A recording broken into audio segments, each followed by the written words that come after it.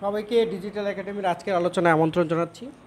তো আজকে আমরা মূলত ই-নথিতে যে বিভিন্ন প্রকার পত্র আমরা ছাড়ি বা যে পত্রগুলো আমরা ব্যবহার করি সেই পত্রগুলো নিয়ে আমরা আলোচনা করব যে কোন কোন পত্র আসলে ই-নথির মাধ্যমে যেতে পারে। তবে একটা মজার বিষয় হচ্ছে যে ই-নথির মাধ্যমে আমরা যে পত্রগুলো পাঠাই সেই পত্রগুলো কিন্তু আমাদের যে আমরা অন্যান্যদের সাথে যখন যোগাযোগ করি স্বাভাবিক অফিসের বাইরে আমরা ব্যক্তিগত জীবনেও কিন্তু এই পত্রগুলো কিন্তু ব্যবহার করি। তো সেক্ষেত্রে প্রথমেই ই নথির মধ্যে আমরা যেরকম চিঠি আমরা দেখি বা যাদের যে চিঠির যে বক্সগুলো আছে, যারা ই নথিতে কাজ করেন, খসড়া প্রস্তুত করেন বা চিঠি প্রেরণ করেন, তখন তারা দেখবেন যে আপনারা যখন খসড়াটা প্রস্তুত করেন তখন দেখবেন যে চিঠির ধরন আসে। তো ওই ধরনে কোন কোন ধরনগুলো আসলে আছে সেই ধরনগুলো সম্পর্কে আমরা অবগত হব। প্রথমেই একটা কথা বলি, যেটা হচ্ছে প্রথম যে পত্রটা আমাদের সবসময় ব্যবহার করা হয় সেটা হচ্ছে সরকারি পত্র। এই সরকারি যে অফিসিয়াল লেটার, এই লেটারটা মূলত আমাদের সবসময় প্রায় ব্যবহার করা হয়। এছাড়া দ্বিতীয় যে পত্রটা সেটা হচ্ছে অফিস স্মারক। অফিস স্মারক যে অফিস মেমোরেন্ডাম বলে হয় ইংলিশে। তো এই অফিস মেমোরেন্ডাম বা অফিস স্মারক যখন নিম্ন কোনো মানে আঞ্চলিক কোনো অফিস থেকে যখন সদরের কোনো অফিসে বা প্রধান কোনো অফিসে যদি কোনো নথি পাঠানো হয় সেক্ষেত্রে অফিস স্মারকের মাধ্যমে পাঠানো হয়। অথবা কোনো ডিপার্টমেন্ট থেকে যদি কোনো ব্যক্তির কাছে বা কোনো কর্মকর্তার কাছে কোনো চিঠি পাঠানো হয়, সেক্ষেত্রে প্রতিষ্ঠান থেকে যদি কোনো পাঠানো হয় সেক্ষেত্রেও কিন্তু ফরম্যাটটা কিন্তু অফিস স্মারকেই হবে। এছাড়া অফিস অর্ডার, যে অফিস যে প্রাত্যহিক যে অর্ডারগুলো করে সেগুলো অফিস অর্ডারের মাধ্যমে হয়। যেমন কারো নিয়োগ হয়ে গেল, সেখানে নিয়োগ অফিস আদেশের মাধ্যমে হয়।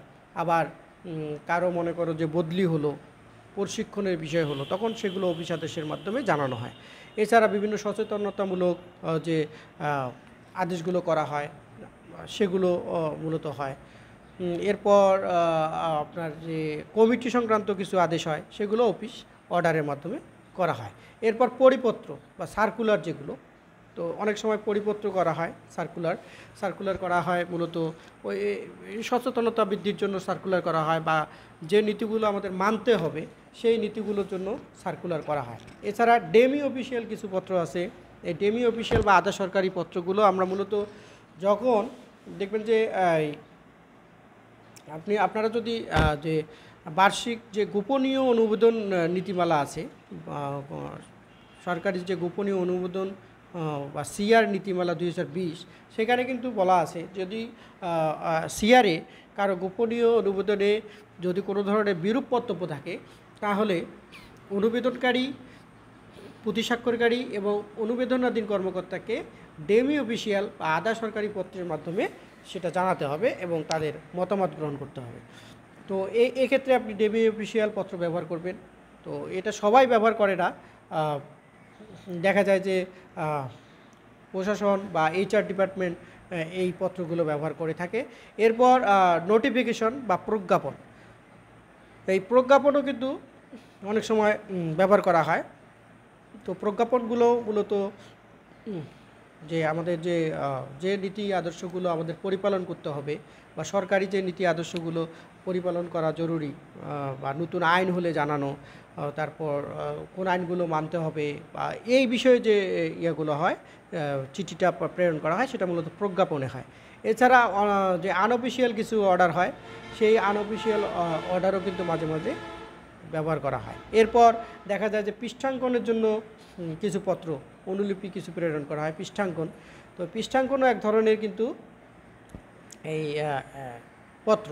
তো এন্ডোর্সমেন্ট করার ক্ষেত্রেও আমরা দেখি যে কেউ যদি নতুন কোনো প্রতিষ্ঠানে যোগদান করে বা কোনো বিভাগে যোগদান করে, কোনো শাখায় যোগদান করে, দেখা গেল সেটা পৃষ্ঠাঙ্কন মারফত সবাইকে জানানো হয়। এই জিনিসগুলো আমরা মূলত ব্যবহার করি। এরপর সিদ্ধান্ত যে প্রস্তাব, যেমন রেজুলেশন, এই রেজুলেশনও কিন্তু অনেক সময় পাঠানো হয়, যেমন বিভিন্ন মিটিং হলে তার রেজুলেশন পাঠানো হয়। এরপর প্রেস নোট পাঠানো হয়, ইশতেহার এগুলো পাঠানো হয়। এগুলো আসলে এক একটা পত্রের ধরন। এরপর আপনি বিজ্ঞপ্তি দিতে পারেন, এই বিজ্ঞপ্তিটাও কিন্তু অনেক সময় ব্যবহার করা হয়। যেমন সাম্প্রতিক সময়ে এই দেখা যায় যে যে রাসেল ভাইপার সাপের যে যে যে উদ্গ্রীব করছে মানুষকে, অর্থাৎ রাসেল ভাইপার সাপ সারা বাংলাদেশে যে ছড়িয়ে পড়েছে, এই বিষয়টা কিন্তু সচেতন করার জন্য বিজ্ঞপ্তি দেওয়া হয়েছে। প্রায় সব অফিসেই এই বিজ্ঞপ্তিগুলো প্রদান করা হয়েছে। তো এই এই যে ধরনগুলো আমি আলোচনা করলাম, এগুলোই মূলত এই নথির মাধ্যমে আমরা প্রেরণ করি। তো আসলে সব পত্র সবসময় আসলে ব্যবহার করা হয় না। যারা আসলে বিভিন্ন কাজে জড়িত আছেন, যেমন এইচআরের রিলেটেড কাজ বা প্রশাসনে কোনো কাজে রিলেটেড আছেন, তখন কিন্তু আপনি প্রায় 5-7 প্রকার পত্র আপনি ব্যবহার করতে পারেন। আর অন্যান্য জায়গায় মূলত অফিস স্মারক এবং অফিস আদেশ, এই দুইটাই মূলত ব্যবহার করা হয়। এছাড়া অফিসে যে সরকারি যে পত্র, সেটাও মাঝে মাঝে ব্যবহার করা হয়। সেটা মূলত ওই যে শুদ্ধাচার রিলেটেড যে পত্রগুলো হয় জাতীয় পর্যায়ে, সেই জাতীয় পর্যায়ের পত্রগুলো মূলত অফিস আদেশে হয়, সরকারি অফিস আদেশ সরকারি পত্রের মাধ্যমে হয়। এছাড়াও ওখানে অফিস আদেশও ব্যবহার করা যেতে পারে।